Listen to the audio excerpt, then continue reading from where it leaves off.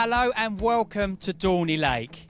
Situated close to the royal town of Windsor and home to rowing at the London 2012 Olympic and Paralympic Games. With its flat closed roads, it is the perfect venue to launch the Tribal Series. And to kick it off today, it's Paratri.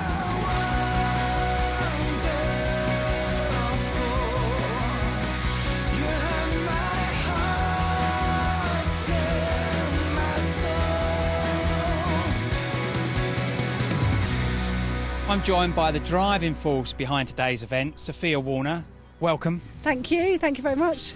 So can you tell us the passion behind today's event? I guess from my perspective, you're a Paralympian, I'm a Paralympian, but just because you have a disability, it doesn't mean you have to go to the Paralympics. And with 12 million people with a disability, there has to be a way for people to do sport for fun, and that's what this is all about. And of course, triathlon has many rules and regulations, so how have you managed to adapt it to enable people to push people around in the lake, push people in chairs, use hand bikes? Well, I think if you want to set something up for everyone to take part, you have to make that possible. And if someone has no arms and they want to use flippers, then they should be able to. Likewise, if someone's in an electric wheelchair and that's the only way they can do it, then it has to be made possible. And that's what we've done here. We've made anything possible. So thanks, Sophia. You're a very busy girl. So it's time to hand over to our commentator for today, Rob Walker. Well, what a unique concept this Tribal Series is. Based on an ethos of inclusion, a brand new idea, trying to get as many people as possible into the swim, bike, run phenomenon, regardless of what equipment they may need. It's about making triathlon accessible for all. We've got various distances, the short, sharp, hard test, 150 metres in the water, then a cycle push of 3K and a run or push of 1K. Then we have the half Paratri, 400 metres, 10K and 2.5K. Always harder than it sounds, but look at the water, it's absolutely stunning here this weekend. And then the full Paratri distance. It's the sprint distance as able-bodied athletes would know it. And everybody who gets to the finish line will be greeted with a great reception. We've got some good pros. Lizzie Tench will be here. And all sorts of first-timers and newcomers. Some great teams and good crowds expected as well. And we've got some famous faces from elsewhere in Paralympic sport. Equestrian gold medalist Sophie Christensen is here to have a go. And so too is Steph Reed, double Paralympic medalist in Beijing and London. She'll be in the water as part of a relay. Andy Lewis, a para-triathlete with expertise in all three disciplines, third in the Rio Test event last month.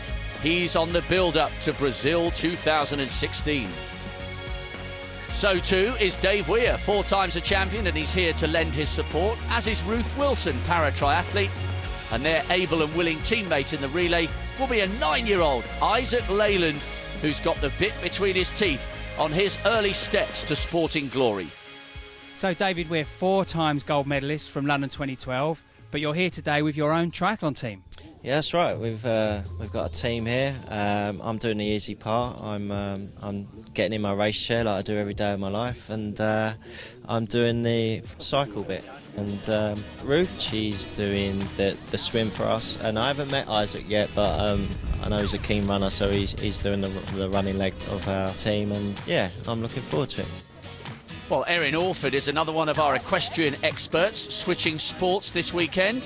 Para-dressage rider who's been riding horses since the age of 2. But here she is in uncharted waters. I'm a little bit nervous, seeing how many people there are, but I'm hoping it will go okay, so it should be good. Have you done open water swimming before? No, never. So, yeah, we'll see how it goes. And of course, you'll be coming in and handing over to one of our iconic Paralympians, 5 times gold medalist, Sophie, and you're out on the bike today. Is this your first ever para-triathlon? Oh yeah, definitely. I keep fit to ride by cycling, and I've always wanted to compete on my recumbent bike, and this is the perfect opportunity. So you're quite competitive, and then you're going to hand over to your boyfriend. Is there much pressure on him on Peter to do well in the run? Well, I'm no athlete, so I'm just trying not to embarrass myself. So yeah, feeling the pressure slightly. So the half para try is underway. Many of the competitors have got out of the water and they're now heading to the bike. Some competing individually, others as part of an all-important relay. It's a unique range of bikes, hand cycles and chairs on display, and that's exactly the point of the Tribal Series. That was brilliant. Fantastic. Well, Erin Orford is still smiling and she's roaring some encouragement to Sophie Christensen, who's off on the bike for the second leg. Erin's swim, incidentally, for the 400 metres, 16:25. Not bad at all for her debut in the open water swimming. So 10k in the sunshine on the bike for Sophie. A rather different sporting challenge, but one she'll enjoy, I'm sure. It's a great day out for everyone, and hopefully it will get more disabled people involved in sport, not at an elite level, so I think it's a great event. Here comes Graham Lee-Smith, part of one of the teams entered by Otterbock, pioneers of prosthetic limbs for all types of para-athletes, and he's going well on the bike. Elsewhere on this fabulous Eton Dorney course, we have the father and daughter team, Stefan Couture and Chloe. Together they set up a charity, Ladybugs Trust, and they are passionate about participation. Their mantra is about people getting in the chair, getting on the bike, or getting in the water and giving it a go. And there are certainly more than a few examples of that here this weekend. Great support from all the charities who play such a big part in the lives of many competing here.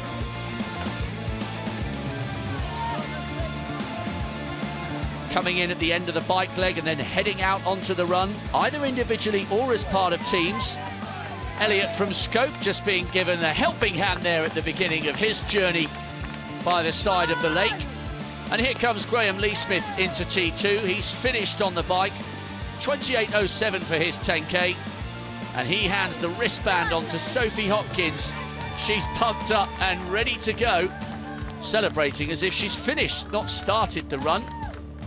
2.5k to go for her, while the rest of her teammates celebrate a job well done. Peter's girlfriend, Sophie Christensen, did a great job on the bike, and now it's his turn to grind out 2.5k by the side of the lake. And just a little bit further back down the course, Sophie Hopkins also trying to make short work of her 2.5k run. So coming towards the end of this half para try, a wonderful place to finish a triathlon of any distance, at any speed, with any ability. Smiles, high fives, and even one or two tight finishes as well. Always important to sprint home at the end and enjoy that celebratory moment. Good finish there from Peter, rounding off the equestrian team's debut. Girlfriend Sophie, and first in the water was Erin. It was good. It was I really enjoyed it. Is it a bit easy when you got a horse to do the work for you? I won't go that far, but And Sophie Hopkins finished the run as she started, with arms in the air and a smile on the face. Nice hitch kick as well. Chloe is dragging dad Stefan slowly and steadily towards the finish line. An inspiring end to another great chapter in their sporting journey together. We need more of these events up and down the country, and we need more people to help, because it takes a lot of effort to get a disabled person ready for kit and changed and ready for the event, and even to put the event on. It'd be fantastic. She loves just being out. If you give it a chance, computer, laptop or whatever, out all the time. So the half para try distance is done and dusted. Coming up after the break, we have the elites in action, more debutantes, and one or two famous faces from elsewhere in the world of Paralympic sport, including Dave Weir.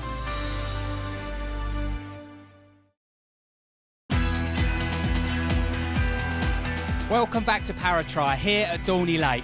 The competitors are getting ready, and for many of them this will be their first ever triathlon, and they've got one thing on their mind, that finisher's medal. So let's get back to the action with your commentator Rob Walker. Great excitement around the sport of para-triathlon ahead of its debut in the Paralympic Games next September in Rio, and plenty of quality talent on display here this weekend. It's great conditions. It's the first of the year for me. So yeah, I'm really looking forward to it. Well, Ruth Wilson will be doing the full Paratri before heading into the relay with Dave Weir later. I'm going for a time really today to see what I can achieve on this course, but it's just the opportunity really, and to be at the 2012 Olympic rowing venue I'm lost for words. It's great. Well, these swimming conditions are almost ideal. It's a really, really fast, flat course, so the water's really flat today. It's not too windy, which you sometimes get around here, so should be some fast times. Well, the traditional sprint distances always produce some fascinating races. 7:50 in the water, 20k on the bike, and then the short, sharp 5k run to finish. Neil Malcolm coming out of the water. Wheelchair competitor after fracturing his spine in 3 places, working in Antarctica.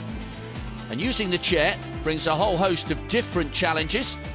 But he says he's determined to live life to the full, and he's clearly enjoying getting to grips with para-triathlon.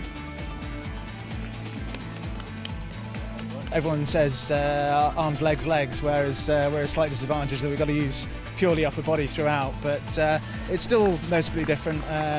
The swim, nice long strokes, hand cycle, high cadence, as if you were using your legs on a normal bike, and then it's pure about the power you pushing the wheel on the race chair, so you've still got that variation.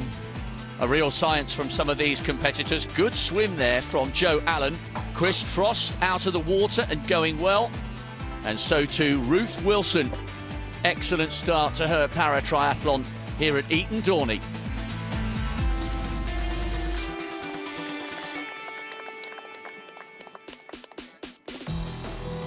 Well, we have an interesting race developing in the PT3 category. Ben Jones against Rich McLeod. Little smile for the camera there, or was it a grimace from Jones? And he's up against Rich McLeod, who was second in the National Championships earlier this year. Really going for it, trying to close that gap. Chris Frost still powering on, ranked in the British top 3. Eyes focused. And speaking of focus, this is a great piece of cycling by Ruth Wilson, coming up to and past Joe Allen. Sweeping through, legs driving. Remember, we'll be seeing her in the relay later on. Looking over her shoulder there, a real sign of confidence. Now, another category of participants here are those with a visual impairment. Hasib Ahmad is a PT5, and he's riding with his guide Andrew Whiteley. Teamwork and hydration, absolutely key for all. You've got to be really careful with the hydration. In the handbike as well, we're so low to the ground, you can feel the heat bouncing back off the tarmac, but we usually carry a drink with us, and just got to make sure you're taking the fluids on board to get you around the race. Well, these reclining bikes are so difficult to control. It may look like a smooth ride, but they're really having to grind it out. Mark Conway coming surging past Neil there. The elbows very close to the tarmac as they head in towards T2, where there are a whole host of teammates and volunteers ready to make that switch into the racing chairs for the third and last discipline. Lizzie Tench into her chair. Neil Malcolm coming in at speed. Great pit stops. The first couple of K on the race chair, you do feel in the shoulders. It's a slightly different muscle groups. A bit like the transition from the bike to the run, that you've got to warm the muscles back up again and get used to a different motion. But once you can clear that, get the lactate out, you start to fly. Well, he clearly puts a lot of thought into his race strategy. Just that last discipline to go. Meanwhile, further up the course, Ruth Wilson has finished. A great performance on the bike, and she kept it going in style. I loved it. Yeah, great. Great atmosphere, absolutely loved it. Well, the big man Neil Malcolm driving those shoulders into the finish. 1 hour 12:42. Great performance from him. And just 2 minutes later, Lizzie Tench. Then the battle for the PT3 honours went almost all the way down to the line. Rich McLeod just losing out to Ben Jones in the end, but what a duel between them. When you could see the butt, when we dived in, I thought, this should be fun. This should be, well, I say easy, but no, it wasn't easy. Just no currents, just straight out, straight back, no problems. It was definitely one of the nicest courses I have run on a long, long time. It's a really nice, fast course. The bike course is really good. There was no real wind out there today, and it's pretty straightforward. So yeah, I really enjoyed that today. It was good. Well, now it's the turn of the amateurs to have a crack on the full Paratri course, and there's a relay as well containing none other than Great Britain's double medalist Steph Reed. It's a bit different than normal, isn't it? I'm actually doing the 750-metre swim as part of a relay team. For me, this event ticks the mark because you can be here with your friends and family, you can be as competitive as you want or make it as fun as you want, and it's just such a wonderful mix. I knew nothing about it. I thought I would literally just rock up and, from pool swimming, and someone suggested you may want to practice putting a wetsuit on and actually trying the open water swim, which fortunately I did, and it is really different. Well, the 200-metre and long jump specialist being carried out of the water, a right foot amputee, and she looks as though she gave that absolutely everything. Another competitor to keep a close eye on is 53-year-old Susan Kent. She spent her whole career working in sport as a massage therapist, but this is the first opportunity she's had to actually have a go, and she's loving it. Well, I've spent my life massaging triathletes and watching them do it all and feeling like, oh, poor me, I can't join in. So for me to get the opportunity to be able to do this and to wear my flippers because I can't hold my neck up, and to be able to just join in with other disabled athletes on a sort of levelish playing field is just amazing. I couldn't not do it. A bit old, but I couldn't not do it. Susan Kent certainly proves she's not too old with a little skip at the finish, doing the whole course herself. And as for a certain Paralympic medalist, she couldn't resist the racing instinct. So I hear the competitive nature in you came out in the swim again. It did a little bit. I think I probably took up a little bit too fast. I started off a bit of a sprint and then got a bit more sensible. But it was awesome. I loved it. Really good event. The last race of the day is the sprint distance, perfect for those first-timers and even some wishing to turn back the clock in style, like Pete Hull, Paralympic medalist in the pool back in '88. When I first talked about doing it, I thought swimming is swimming, and as we got closer to the event I thought, okay, yeah, open water, and obviously swimming on my back as well, which I tend to do. You follow the lines on the ceiling. Can't do that here. And of course you've got to swim in the wetsuit as well, so it's going to be a bit of a sort of brand new experience for me, but I'm hoping the old swimming skills come back. Great to see Pete back in the water and taking advantage of his option to swim with a buddy. That's available to all competitors entering the water. And after the 150-metre swim comes the cycle or push of 3K, and they finish off with the run or push over the kilometre. Well, Sophia Crockett is the first ever junior ambassador for the Meningitis Research Foundation, and she's raised over £35,000 already over a variety of events.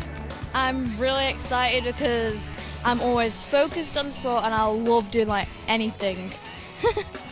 And in case you were wondering, the team nickname of Sonic Sophia comes from one of her heroes, Sonic the Hedgehog.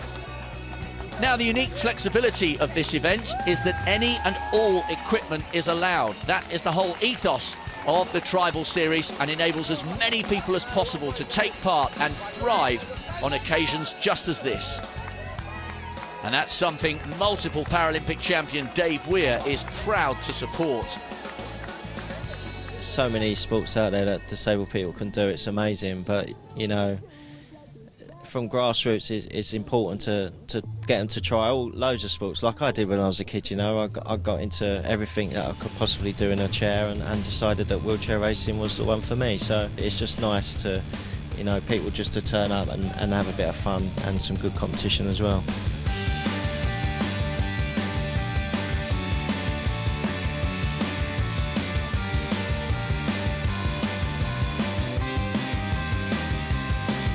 Well, Sophia Crockett finishing her bike stage in style. And here comes Ben Gould, ready to hand over to his twin brother Seb, who was injured when he fell out the back of a moving coach on the way home from a mini rugby tournament. But after treatment, his relationship with sport is once again on the move. It's going to be quite tough because I'm in a wheelchair, but I want to give it a go, and I'm looking forward to it, so it's going to be good. Great applause for Seb, just 1K to go for him. And Lauren Kick is coming towards the end of her bike ride, and waiting for her in transition 2 is her brother Jack.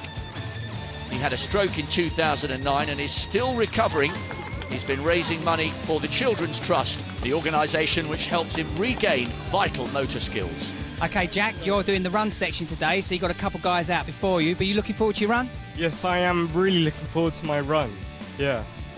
And you had a stroke back in 2009, right? Yeah, that is right. It left me paralysed, laying in a bed, and that was all I was able to do. And how important is it for you to be able to come and do a sporting event like this? It's very important to me. It touches my heart, and here I am. Come on!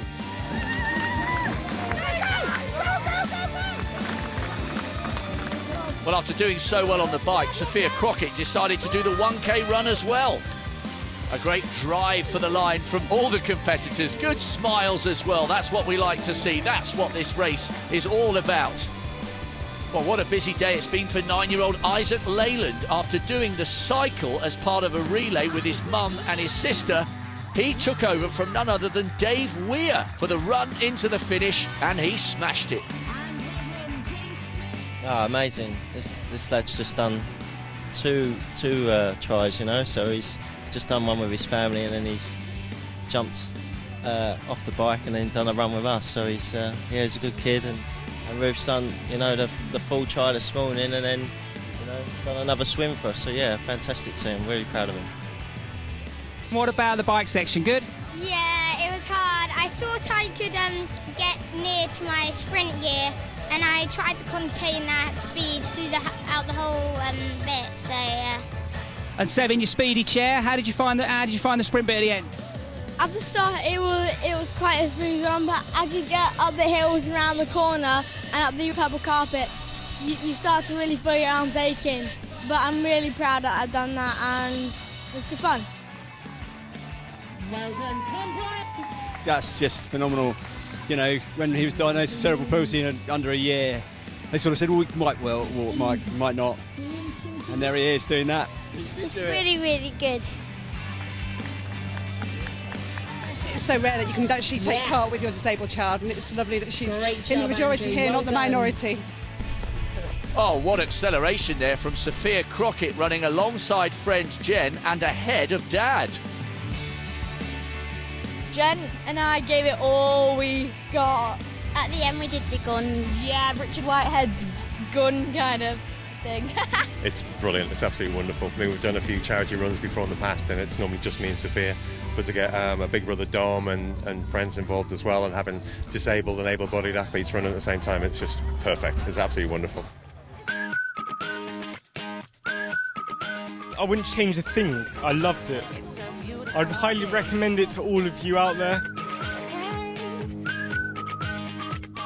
Well, a fantastic day of action here at Dorney Lake for the launch of Paratri and the Tribal Series. Not only have we seen our first champions crowned, but we've witnessed mass participation paratriathlon opening up to a whole new group of people. And with 4 events planned for next year, it can only go in one direction, upwards. It's a beautiful